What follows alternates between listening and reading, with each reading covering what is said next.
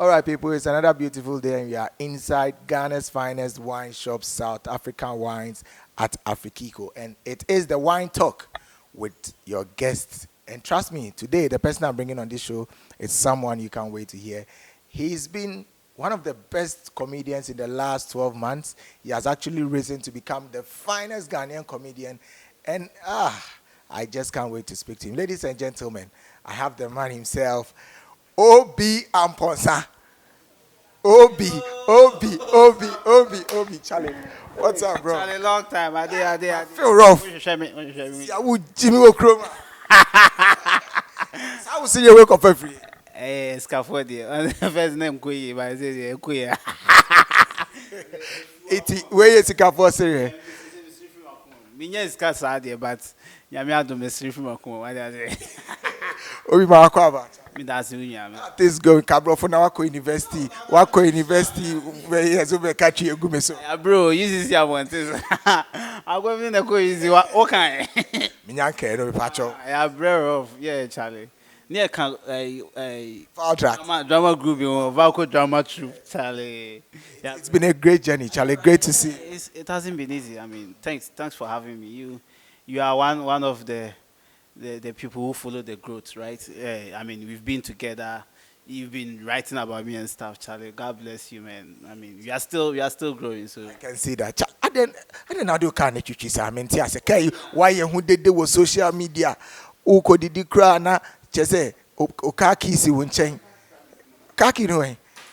Chese si the kaki no baby. I was a kaki no hobby.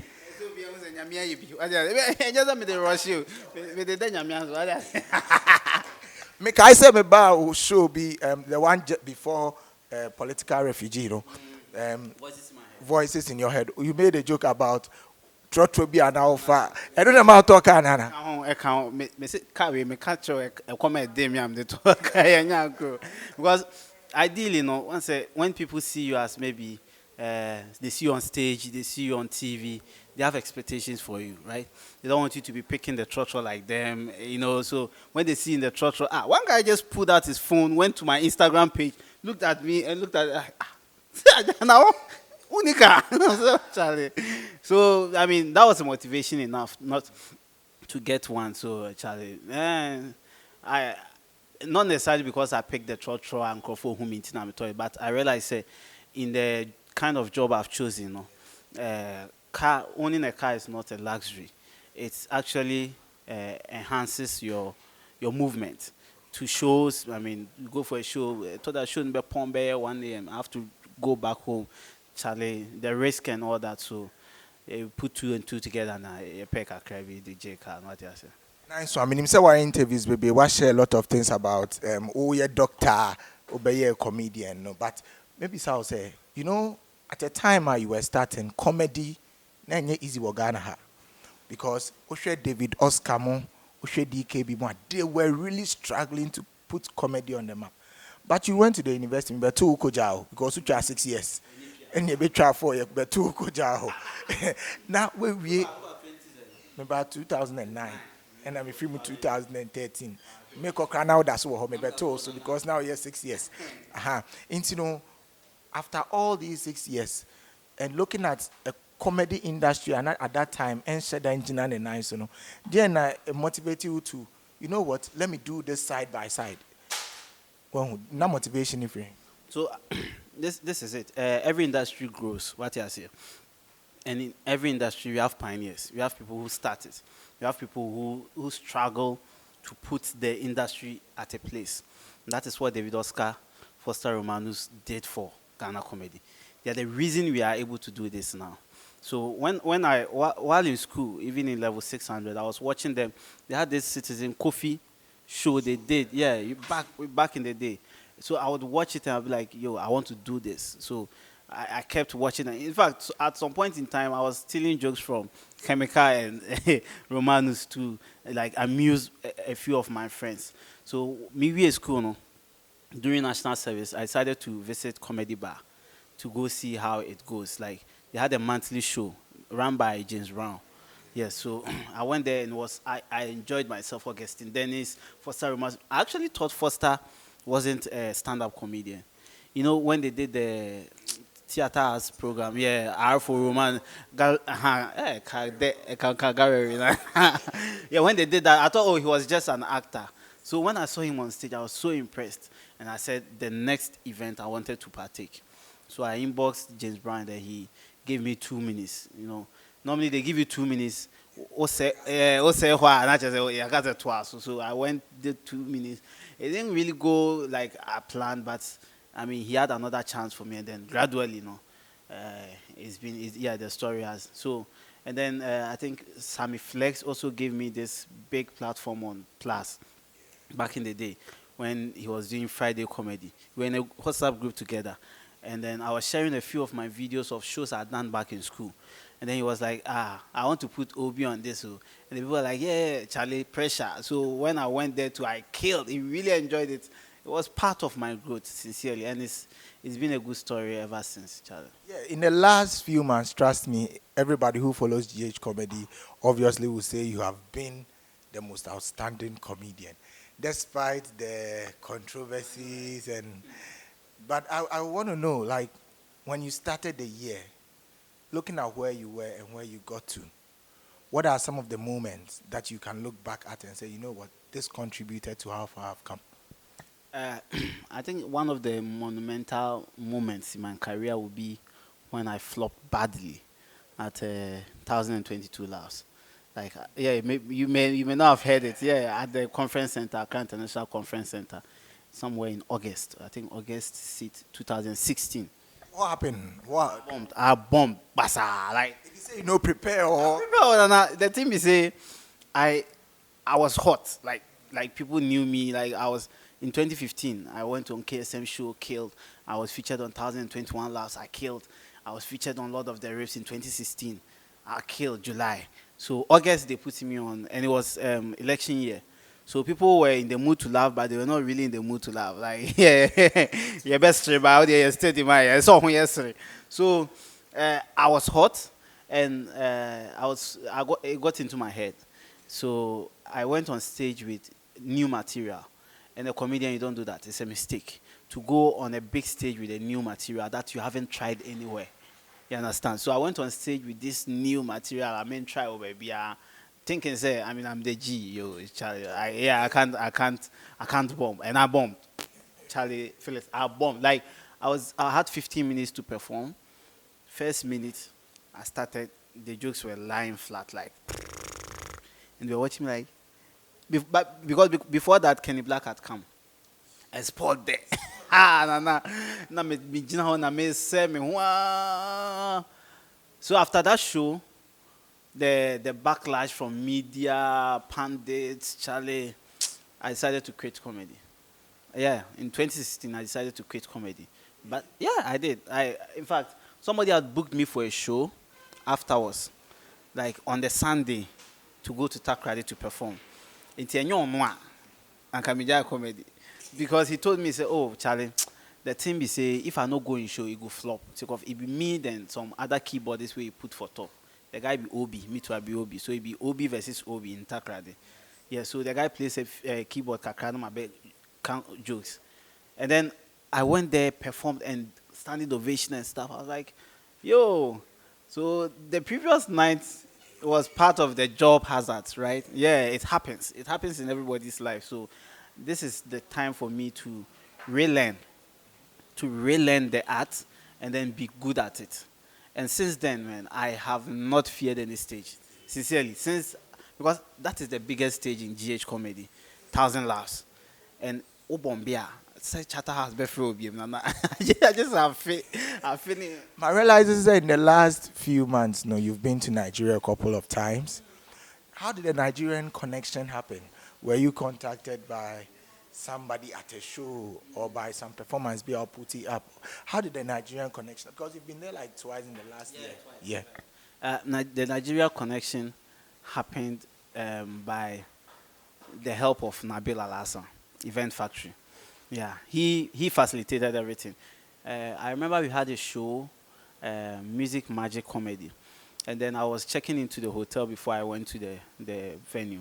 Then I saw him there at Accra City, and then he said, yo, Deji, I get some show for you, Deji. You make it day low key. We get some Nigerian movie. You Deji, Charlie. The film I take go perform that evening show. Say called them. I had to be elated. So then I started. I had jokes already for Nigeria. So I just started rehearsing them. And then he said, I will contact him. He said, "Oh, Charlie, we did top. We did top." And then later I went for a program at Mahama. It was there that he confirmed that basket mouth is putting you on. He needs your picture. This on campus, my sending and so. How was the feeling when you hear you are going to be on the same stage with these kind of people? Like, I cannot explain, Charlie.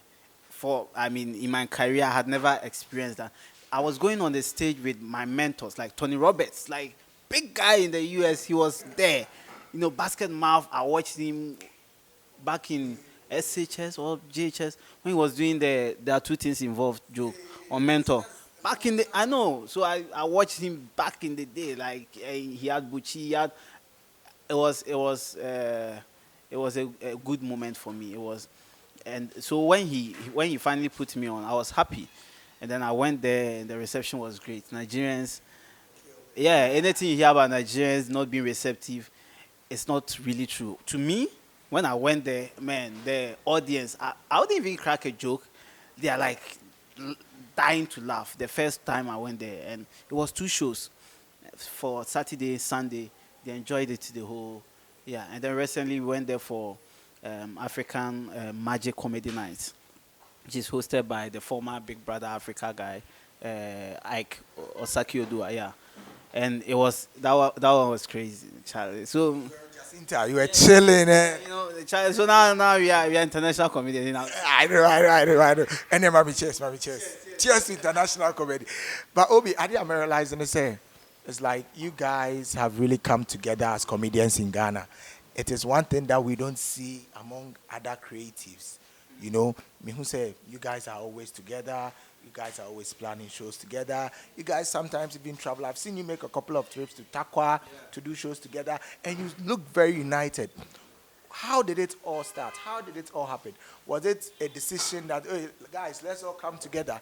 Who contacted who? I kind of seem to wonder how you guys, because we are not seeing the same thing in other sectors of the arts.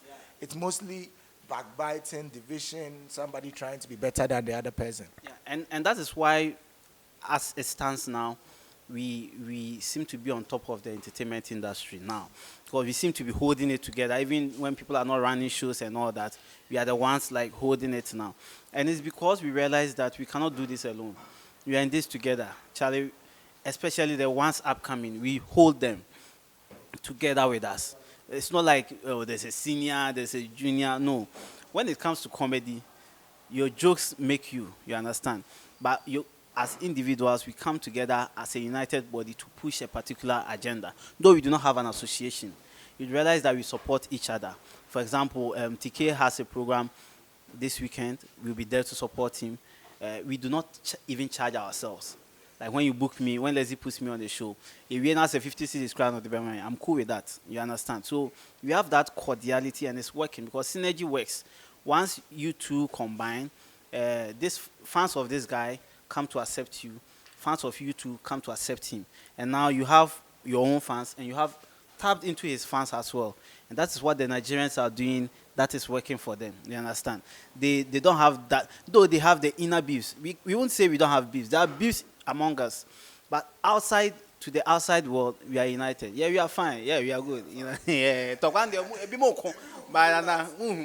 that is very nice because me say before a lot of people say, "And Ghana for are not funny." You go on Twitter, you see, "Oh, Ghanaians are not funny." Meanwhile, they will be laughing to the same jokes by other people, and most of you comedians who have now put the whole comedy business on the level it deserves have gone through these things, having comments, people discouraging you, and Nigerians are always going to be better than you. You know that kind of thing, how it feels like. I want to know, have you had some of these personal comments, and how have you handled them? People go, "Hey, you are not funny. Why are you even doing this? Ghanaians are not funny." How do you handle these things? I handle it as personal opinions. Everybody has an opinion. But when you let these opinions be a reflection of yourself, then you have lost it. How you value yourself is utmost. That should be your main priority. Okay, he says you are not funny, but you yourself, do you think you are funny? And that is it. Me, I know I'm funny. And that is the mentality of Ghanaian comedians now. Like, I mean, you can compare it to Togolese comedians. You can say anything, but we are focused on the work. What we can control is our work. And that is what we are doing. You understand? So you see maybe the advent of, probably they wouldn't even say Nigerians. They'll say, oh, this new guy, maybe Sam, is funny than all Ghana comedians. You know, eventually his laughter is funnier than, I mean, we have that. You get all these comments, but we understand that they are personal opinions. I can't decide what you think. But what I can decide is how it affects me. You understand? And these, they just bounce off us. Like, yeah. Can we say we are at a point where Ghanaians have accepted comedy in Ghana? Can we say that? Because in the last few months, you've done 2 shows and you've sold them all out. I was there for the first one. I wasn't in town for the second one. And I must say, it was super impressive. The numbers, even the aftermath of the show, the feedback, the buzz on social media, everybody was talking about OB. Can we boldly say comedy in Ghana has been accepted as a commercial craft now? Yeah, I can say it has, but I think we lack we lack in one aspect. That is, we are mainly focused in a few of the regional capitals. And that's our problem. We can't. So because of that, we cannot say the whole Ghana has accepted.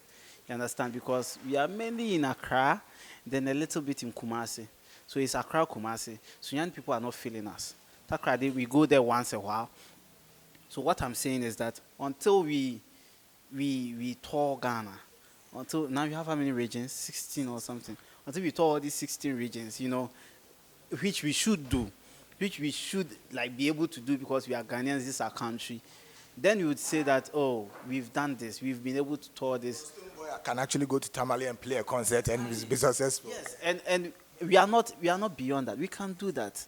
So once we have that coordination and are able to do that, but what I can say now is that we have garnered a particular kind of following that even when they hear that we have a show tomorrow, they'll buy tickets to come. You understand? We have that particular kind of following, and we really appreciate that. And they are also trying to win more followers, more souls. Because there were people who hadn't heard about me, and there were people who had heard about me. These same jokes that I went to tell in Nigeria, I told these jokes to Ghanaians, but the buzz wasn't really there. You know, I got a blow a bridge. You were so yeah. So that's like the Ghanaian thing. But so we are there. We have been accepted by Ghanaians. That notion of not funniness, I mean, that was past. Like 5 years ago. I haven't heard that again. Wow, that's good to hear. Obi, you are doing a great job. Honestly, I remember there was a ranking of top Ghanaian comedians in 2019. It was an article. Yeah. Yes, I don't know if you had a look at it. And you were number 1. Yes, on citynewsroom.com. And you were number 1. And undoubtedly, I had no option but to agree because I have seen the work you put in 2019, the shows you attended, even outside Ghana, the shows you had in Ghana. You had your own show at the end of the year, which had the likes of KSM, Bismarck the Joke, Calibers, and all these guys patronizing. And you gave the chance for other young comedians to come and do what? Show off their talents and all that. But something happened at the latter part of the year. Your show at City FM's December to Remember, you made a joke that politically went wrong. And in the heat of the moment, your stubbornness made you put up another show. How did that happen? Because we saw letters flying about even, people were sending for your next show with Chatterhouse that they should take you off the show and all that. And in the heat, you didn't wait for things to calm down. In the heat of that moment, you decided to put up a political show. So risky. But you still did. What happened? Tell us about that whole scenario. So what I've learned in life is that when life throws lemons at you, you make lemonades out of it. And I say, first, with my mate, you know, they're trying to or something. But lemons, when they are thrown at you, you don't just say, lemons and cry. You make something out of it. So when it happened like that, I received a lot of backlash from a lot of people. Ideally, in my mind, I was like, no, I'm not doing political jokes again. In fact, I told Foster Romanus that I am quitting comedy in Ghana. I'm going to do some masters in South Africa. Yeah, true. And I'll start as an underground comedian in South Africa. I don't mind. And I trust my skill that gradually, I'll make it in South Africa. That was my mind. I mean, well, xenophobia was there, but I was just battling with that. And then I had a call from Socrates Safo. And then he asked me, Charlie, are you okay? I said, yes. He said, I've heard your situation. How about we make a show out of it? I was like, nah, me, I won't do it. Me, they won't need me make fun. Yeah, Charlie, the insults, man. Yeah. Yeah. So I think I even sent you a message. Yeah. A lot of people tried reaching out, Charlie. So I told him, I'm not in the mood for that. And then later, DKB called me. He called me. He's like, dude, how are you? I said, I'm fine. Are you okay? Yeah, Charlie, be so cool. You know that brotherly levels. And then he asked me the very vital question. So what's up? How you go do now? You go do political jokes again? I said, nah, man. I mean, I'm done with these kind of jokes. Never. And he said, coward. How do you expect to be a comedian when you can't take backlash? It's like when people throw this at you, you are supposed to make them know that you're a comedian, and every joke is in a context and shouldn't be taken out of context. So, dude, this is the time for you. So he invited me to his show, Year of Return comedy show, to come and like pour more, fire to show, say, yeah, I'm unfazed or something. Yeah. So after his call, I sat down like, nah, man, we need to make something out of this. Yes. After the fire, like the fire was coming down a bit, because I issued an apology letter and all that. So that people said you didn't have to, like. And can you imagine? People were like, don't apologize, don't, like, and you have to decide. Even when I apologized, some people were like, why did I write in caps? Like, why was the apology in caps? The whole letter was in caps, like I was shouting. Like, really? Yeah, so I contacted my team and they were like, yeah, we should put a show together. So we had about 5 titles: political outcast, political refugee, presidential pardon, something like, yeah. We had like 5 titles and we settled for political refugee. So New Year started, we released that poster. I didn't have one joke. I tell you, I didn't have a single joke. Yeah, man, I tell you, Charlie, yeah, that's fate, man. I was like, no, we need to do this. So I put the show on 18th.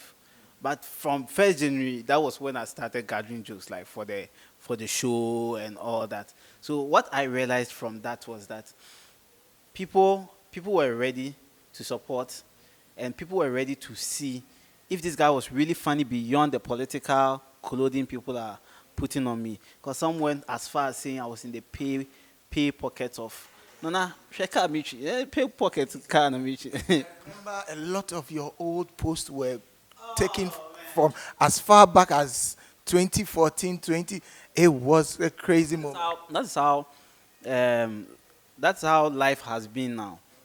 Like, people look at your past tweets, past posts, and then apply it to your present. And they do it in such a biased manner that the other ones that you did that were, or not necessarily neutral, that favored them, they just let that one, they leave those ones, and then they pick those ones that will buttress their points that you are politically biased. So they pick those, they put me in the middle. You see, They called me, they said, I'm a tribal bigot, like me. My side chick is Sadia. How can I be a tribal bigot? So they did all that to like make their claims that I was politically biased and I was more affiliated to a particular party. But I mean, in the end, they came to the show, watched the show, and I mock everybody. I'm a comedian. I even mocked Kandapa, who is an MPP person, the national security person, minister. Yeah, yeah.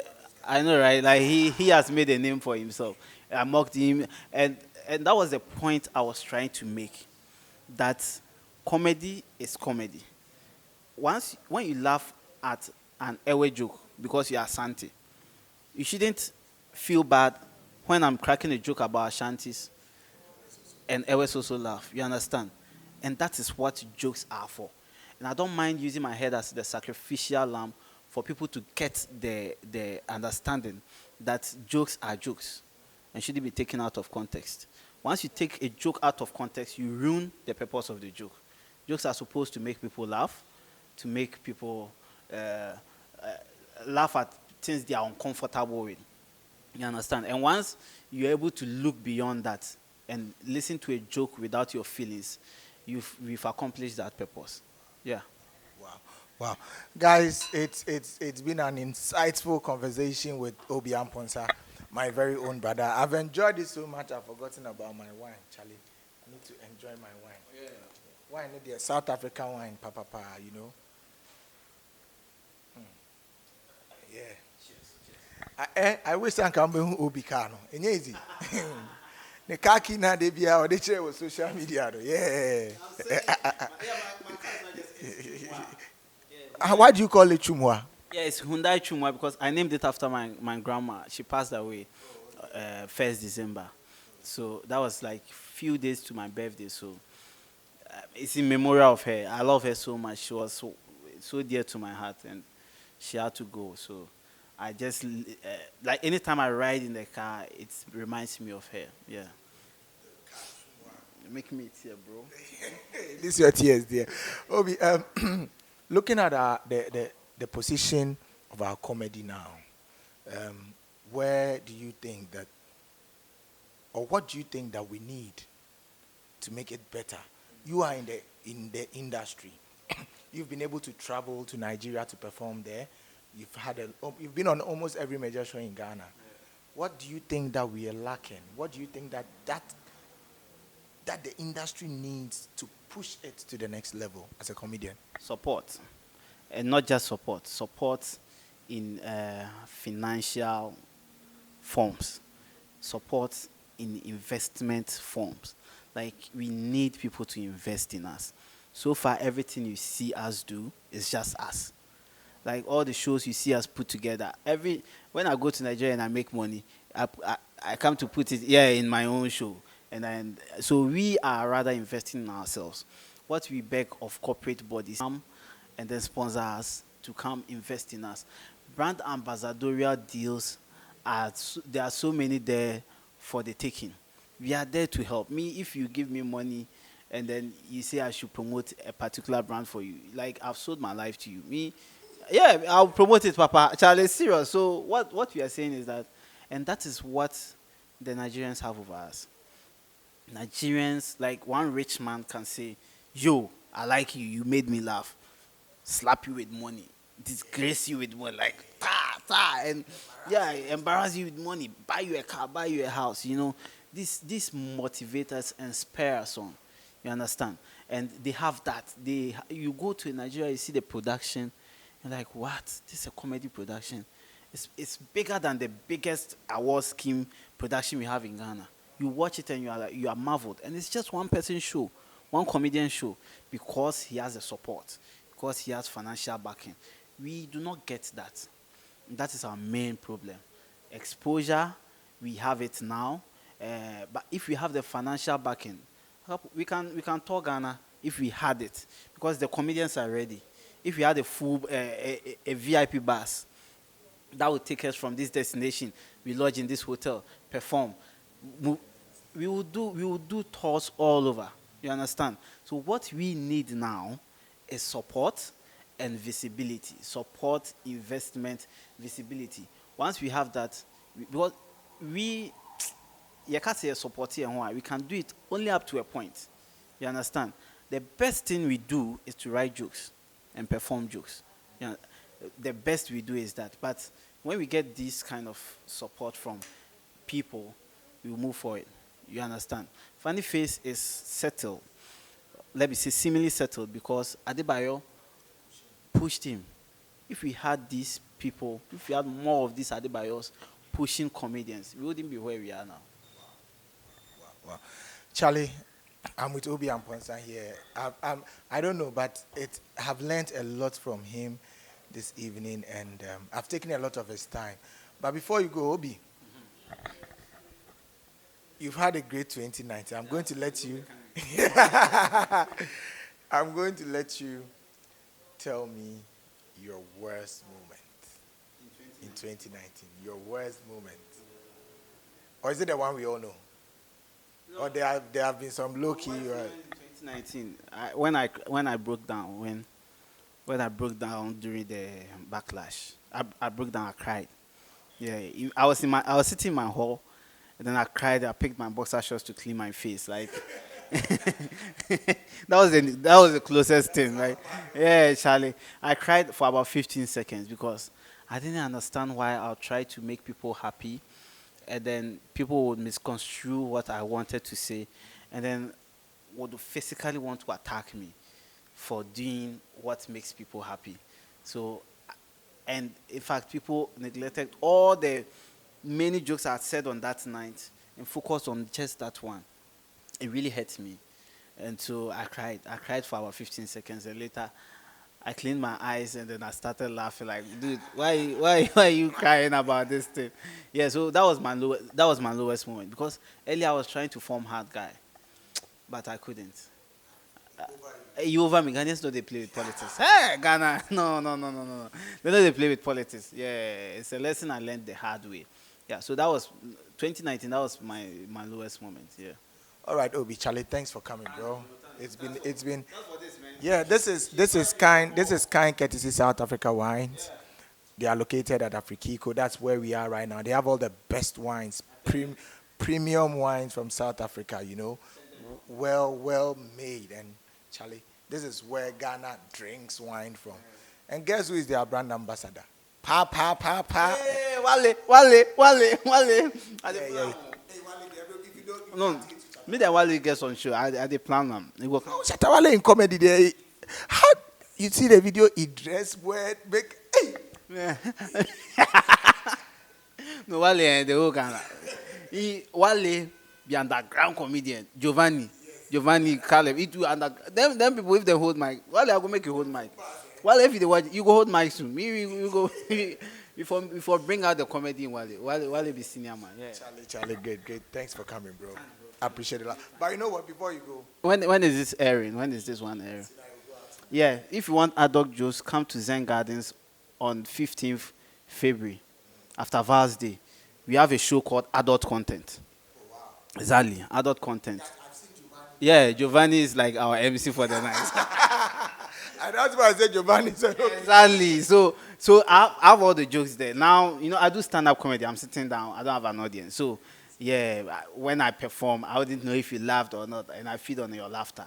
So just meet us at the Zen Gardens on 15th February, 7 p.m. I think it's 100 CDs or something. Once I adult today, yeah, so see you all there. Charlie, come, let's have fun. I have adult jokes there. That one there. I know the censor. Yeah. Adult jokes there. Obi, Charlie, thanks for coming, man. Thanks, man. All right. You're amazing. Thank you and your cameraman. Yeah, man. Hey, he's called Nana. Nana, shout out to Nana. Charlie. Okay, so that was the man Obi. We'll still do a few things with him out here. And thanks for watching. We have a lot more exciting stories coming your way. Just stay tuned. This is Wine Talk inside South African Wines. My name is Felix. Check this out and a lot more to come. Thank you for watching.